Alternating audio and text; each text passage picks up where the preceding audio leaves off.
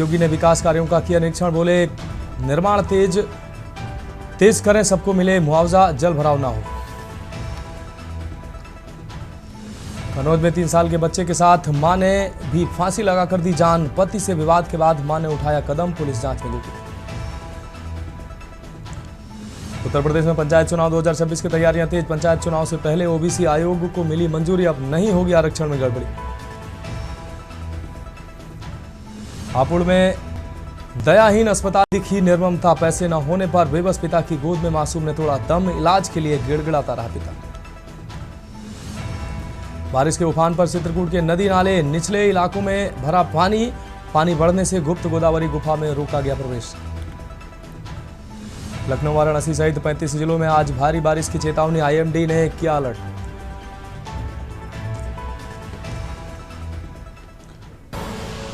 आप देख रहे हैं के न्यूज, खबरों का सारथी। और अब खबर विस्तार से। अहम खबर से बुलेटिन की शुरुआत करेंगे। कन्नौज से अहम खबर, जहां 3 वर्षीय बच्चे को मां ने फांसी पर लटकाया है। बच्चे के साथ मां ने भी फांसी लगाकर जान दी है। सुबह दोनों के शव देख परिजनों में कोहराम मचा। पुलिस ने शव को कब्जे में लेकर जांच शुरू की है। तालग्राम थाना क्षेत्र के अछरीपुरवा गांव का यह मामला है। मृतका का पति गुजरात में रहकर करता है नौकरी, पति से विवाद के बाद मां ने उठाया कदम।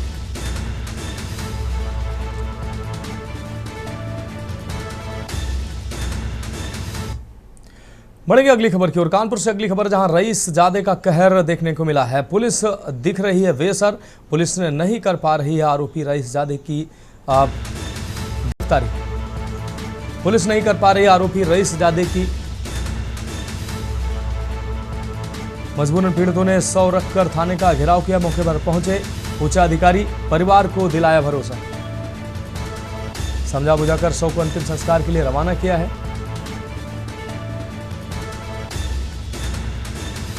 रईसजादे का कहर, पुलिस भी बेअसर दिखी है।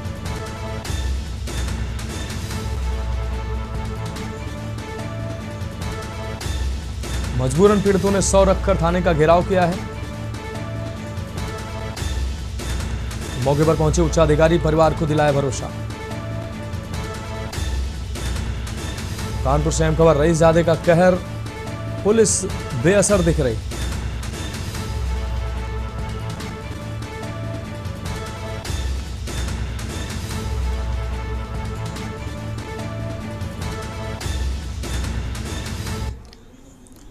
अब रुक करेंगे अगली खबर का। बाराबंकी से अगली खबर, जहां दबंग ने 7 वर्षीय बच्चे पर किया है जानलेवा हमला। दबंग से छू गया था बच्चे के साइकिल का हैंडल। इसी से गुस्सा होकर दबंग ने लाठी डंडों से बच्चे की पिटाई की है।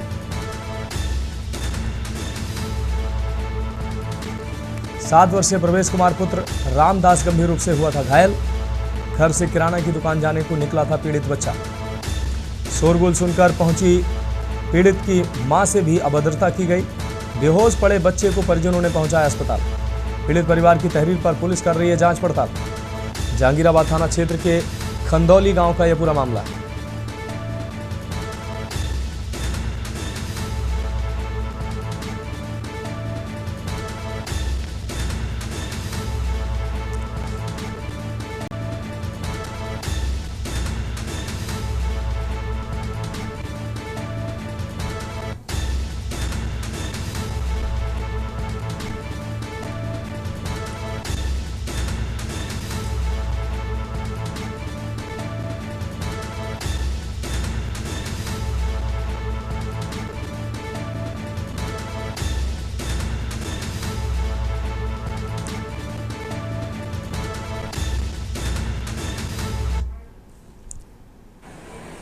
चोटें कहाँ आई हैं?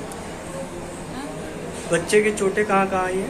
चोट पे मुँह पर आई है और पैर में यहाँ कोहनी पे आई है। हाथ टूट गया है, हाथ पे फ्रैक्चर हो गया। कितने साल का है आपका बच्चा? 7 साल का है। 7 साल। नाम क्या है? अनवीर। और जिसने मारा है उसका नाम क्या है? कितनी उम्र है उसकी? किसान। क्या कुछ दारू वगैरह कुछ पिए था या कैसे? शराब पिया था। शराब पिया था।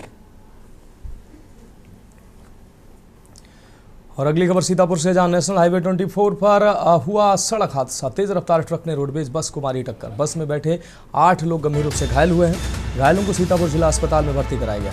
थाना खैराबाद के बिनौरा गांव के पास ये सड़क हादसा हुआ।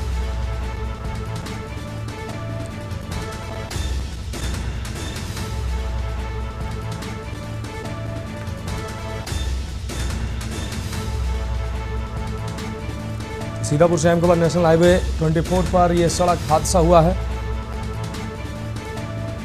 तेज रफ्तार ट्रक ने रोडवेज बस को टक्कर मारी। बस में बैठे 8 लोग गंभीर रूप से घायल हुए हैं। घायलों को सीतापुर जिला अस्पताल में भर्ती कराया गया।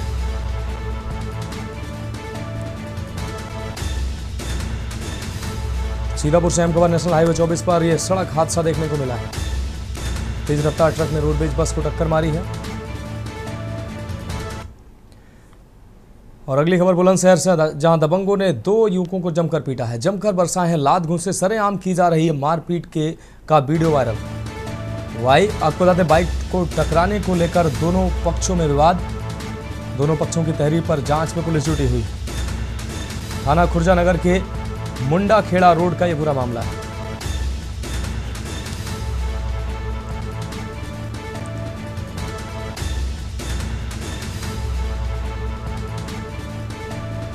सरेआम की जा रही मारपीट का वीडियो वायरल।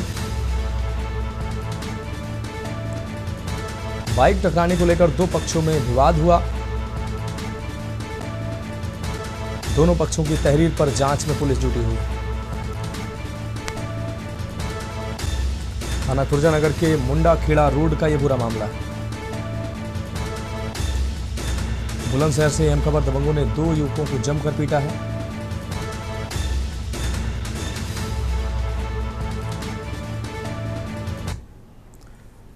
और अगली खबर सोनभद्र से, जहां विजयगढ़ किले पर अधेड़ का शव मिला है। 55 वर्षीय इब्राहिम की रहस्यमयी मौत से हड़कंप मच गया है। मजार पर रहते थे मृतक इब्राहिम। परिजनों ने जताई हत्या की आशंका। पुलिस जांच में जुटी है। रामपुर बरकोनिया थाना क्षेत्र के विजयगढ़ किले की यह घटना है।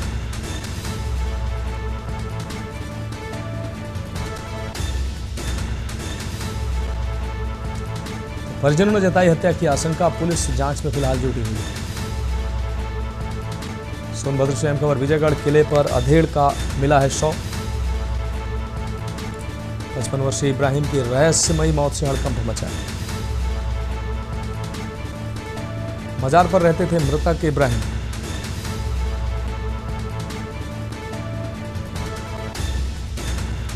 परिजनों ने जताई हत्या की आशंका। पुलिस जांच में जुटी।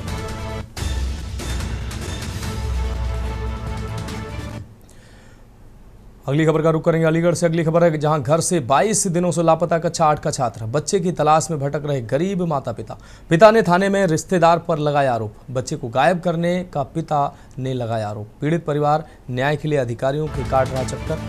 अलीगढ़ के अकराबाद क्षेत्र के कस्बा कौड़ियागंज का यह पूरा मामला।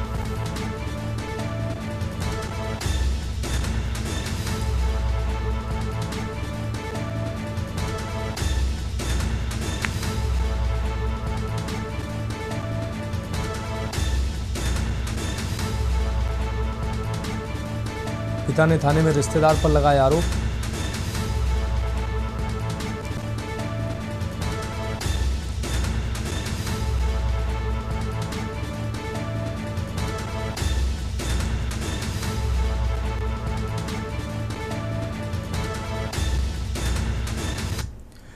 और अगली खबर बागपत से, जहां बुजुर्ग पिता का बेटे पर मारपीट करने का आरोप लगा। उत्पीड़न से आजिज होकर पिता आत्माराम ने छोड़ा घर।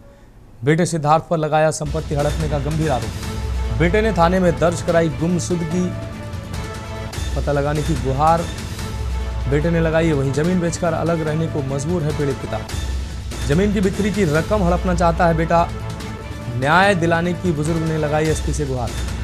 बड़ौद कोतवाली के लायन मलकपुर गांव का मामला।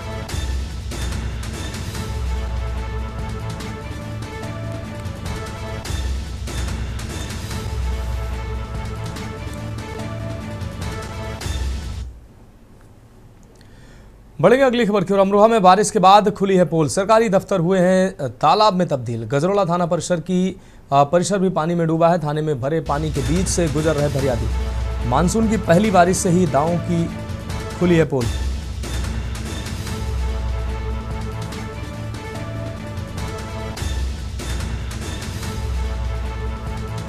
थाने में भरे पानी के बीच से गुजर रहे हैं फरियादी। अमरोहा में बारिश के बाद खुली पोल, सरकारी दफ्तर तालाब में तब्दील हुए हैं। गजरोला थाना परिसर भी पानी में डूबा है।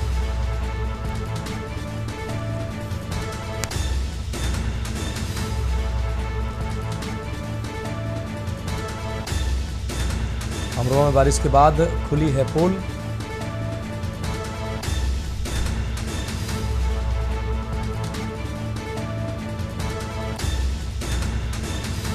गजरोला थाना परिसर भी पानी में डूबा है।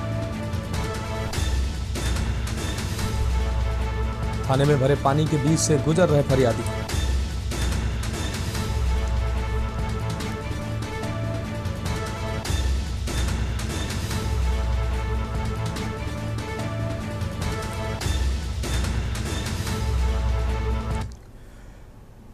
और अगली अहम खबर लखनऊ से है, जहां निगोहा पुलिस ने 2 लुटेरों को गिरफ्तार किया है। लुटेरे बाइक छीनकर भाग निकले थे। इस दौरान सुनसान जगह पर लूट के वारदात को अंजाम देते थे लुटेरे।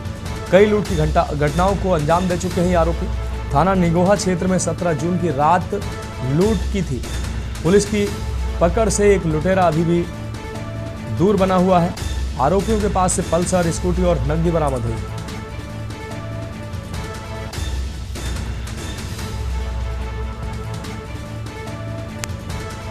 कई लूट की घटनाओं को अंजाम दे चुके हैं आरोपी।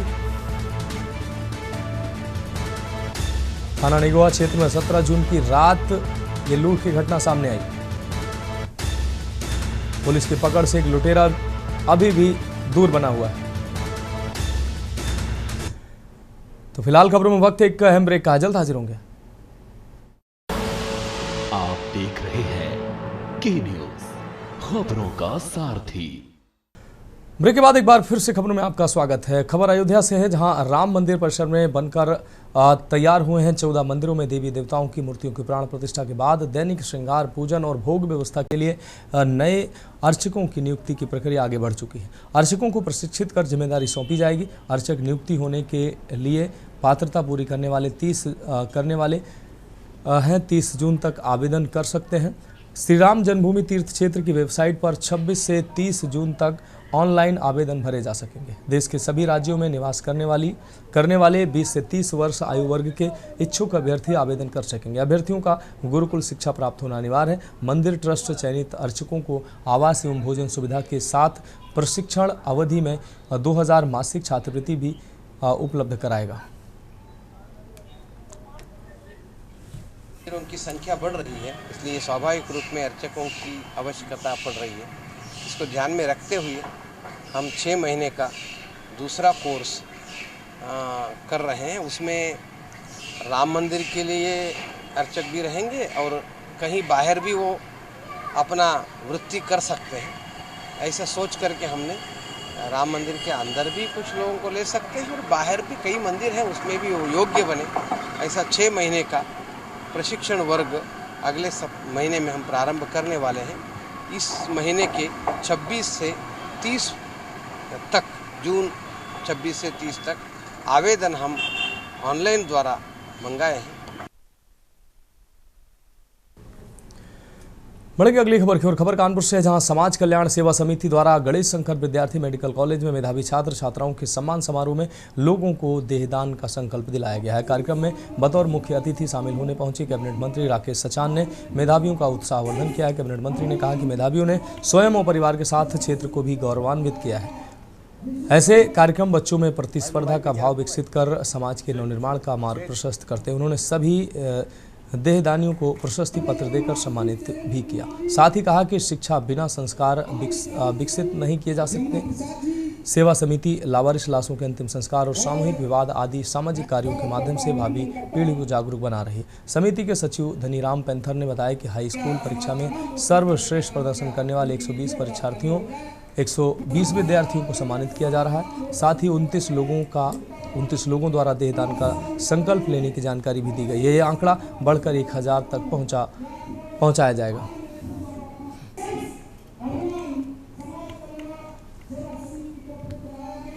एक 120 हाई स्कूल इंटर के बच्चों का सम्मान किया गया है और 30 लोगों ने देहदान किया है। ये हर साल हमने ये संकल्प लिया है कि 1000 लोग देहदान करेंगे।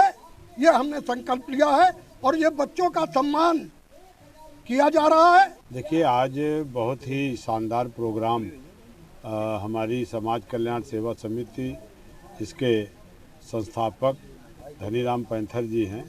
उन्होंने मेधावी छात्र सम्मान समारोह का कार्यक्रम किया है और बड़ा ही सराहनीय कार्य है। पूरे जनपद के जो हमारे मेधावी छात्र हैं हाई स्कूल इंटर में, जिन्होंने अच्छे अंक प्राप्त किए हैं, उनको सम्मान भी दे रहे हैं, उनका मनोबल बढ़ा रहे हैं।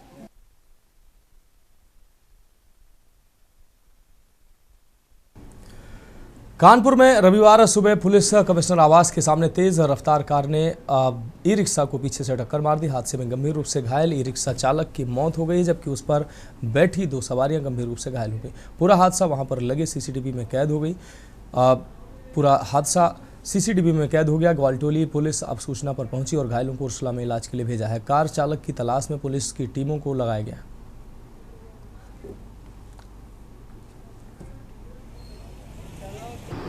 आज सुबह समय लगभग 7 बजे के आसपास थाना ग्वालटोली क्षेत्र के अंतर्गत एक रिक्शा व कार के बीच भिड़ंत हो गई। इस भिड़ंत में रिक्शा चालक की मृत्यु हो गई। उसे अस्पताल ले जाया गया था। इसमें टीम गठित कर दी गई है पहचान करने के लिए किस गाड़ी के द्वारा एक्सीडेंट किया गया है। वह जो मृतक है उनके परिवारों द्वारा तहरीर प्राप्त कर अभियोग पंजीकृत कर अगली कार्रवाई की जाएगी। ये आज सुबह कुछ दुर्घटना हुई है। किसी अज्ञात गाड़ी ने वहीं मेरा आवास के पास थोड़ा सा उनको अज्ञात गाड़ी ने टक्कर मार दी रिक्शा पे पीछे से। 2 बार टक्कर मारी, एक बार टक्कर मारी, इससे रिक्शा पलट गया, फिर उनको रौंद के आगे निकल गया। ये हमें किसी वहीं के व्यक्ति ने वहाँ पे नंबर से कॉल करा। हमने जो ये रिक्शा पे सवारी बैठी थी उसने हम लोग को इन्फॉर्मेशन दी। जी एफआईआर लिखी हुई है, कार्रवाई देखी होती। पुलिस कह रही है हम आगे कार्रवाई कर रहे हैं। अब देखिए कार्रवाई अभी तक हुई नहीं। बढ़ेंगे अगली खबर की ओर। खबर गाजियाबाद से है, जहां उत्तर प्रदेश के पशुधन मंत्री धर्मपाल सिंह ने मीडिया कर्मियों से बातचीत करते हुए दावा किया है कि सड़कों पर घूमने वाले निराश्रित पशुओं का भरण पोषण सरकार की प्राथमिकता में शामिल है। इसलिए गाय पालकों को दी जाती रही धनराशि में इजाफा करते हुए 30 से बढ़ाकर 50 रुपये प्रति गाय का कर दिया गया है। दूसरे राज्य से गाय खरीद कर लाने वाले प्रदेश के गौपालक को सरकार 2 गायों पर 50,000 का अनुदान देगी। उन्होंने प्रदेश में गौवंश को लगने वाले टीकों की पर्याप्त उपलब्धता का दावा किया। साथ ही अधिकारियों को 100% पशुओं का टीकाकरण करने के भी निर्देश दिए हैं। है ना, जो सेक्स सीमन जो दिया जा रहा है उससे तो बछिया ही पैदा होगी, सांड पैदा नहीं होंगे। लेकिन जो देसी नस्ल के सीमन है उनसे कुछ होता होगा तो उसको हम परिवर्तन कर रहे हैं। उसको तत्काल कहीं हो जा रहा है तो 3 महीने के अंदर विभाग उसका बधियाकरण करने का काम करेगा। अभी आप वीडियो माध्यम से एक पत्रक छपवा कर हमारे अखबार को भी दिला दीजिए कहाँ योजना है। बाकी क्योंकि ये योजनाएं बहुत अच्छी हैं, सब जा रहे हैं, बता रहे हैं। अब हम सीडीओ की बैठी हैं, क्षेत्र पंचायत की बैठकों में इसका हम प्रचार करा।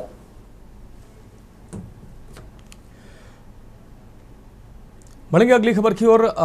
मुस्कुराइए आप लखनऊ में है। जी हाँ, हम बात कर रहे हैं यूपी की राजधानी लखनऊ की, जहां कृष्णानगर और केसरी खेड़ा के बीच आवागमन करने वाले हजारों लोगों को हर रोज यहां रास्ते के अधूरे बने खड़े फ्लाईओवर को देखकर सिर पकड़ने को मजबूर होना पड़ता है। 17 जुलाई 2021 को रक्षा मंत्री राजनाथ सिंह ने इस फ्लाईओवर का उद्घाटन कर लोगों को जाम रहित आवागमन सुविधा मुहैया कराने होने का सपना दिखाया था। हालांकि क्षेत्रीय सांसद रक्षा मंत्री के प्रयासों के परिणाम स्वरूप फ्लाईओवर निर्माण मद में अब तक तकरीबन 75 करोड़ रुपए का बजट खर्च किया जा चुका है, लेकिन इसके बाद भी विभागीय उदासीनता के परिणाम स्वरूप जून 2025 बीतने के करीब पहुंचने के बाद भी अधूरा बनकर अभी खड़ा है।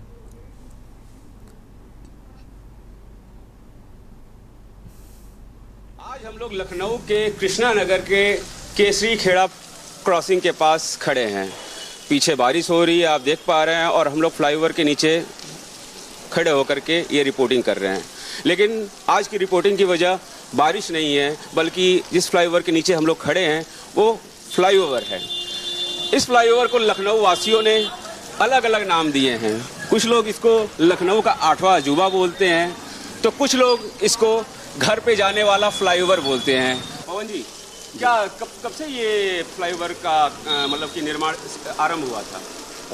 इसका जो निर्माण हुआ है वो शुरू हुआ है फरवरी में, 2 फरवरी से। 2 फरवरी, हाँ, 2024 में।